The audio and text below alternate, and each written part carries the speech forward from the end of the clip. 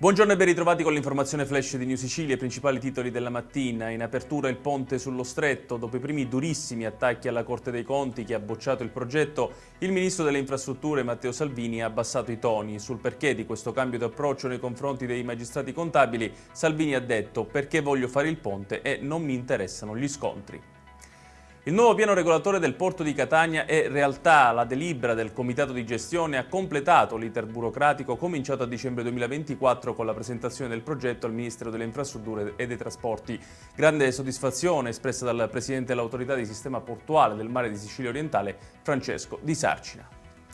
Un incidente mortale si è verificato ieri sera poco dopo le 23 lungo la strada provinciale 29 a Scordia nel Catanese. A perdere la vita un 18enne del posto, feriti anche altri due giovani di 15 e 18 anni che viaggiavano nello stesso mezzo della vittima e ricoverati attualmente nell'ospedale di Lentini. Assolta perché il fatto non sussiste è la sentenza della Corte d'Appello di Messina nel processo di revisione a una 26enne che era stata condannata a 6 anni di reclusione e alla perdita della potestà genitoriale per non avere protetto sua figlia dagli abusi dell'allora compagno. Secondo i giudici, la donna non sarebbe intervenuta per paura di perdere la bambina e di ritorsioni da parte dell'uomo che negli anni l'aveva picchiata più volte violentemente.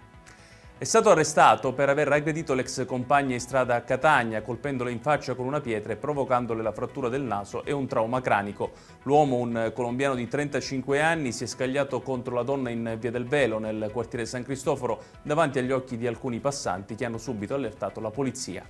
Ed è tutto per questa edizione. Tutti i dettagli su queste notizie li trovate come sempre sul nostro sito www.newsicilia.it. Grazie per averci seguito e buon proseguimento di giornata.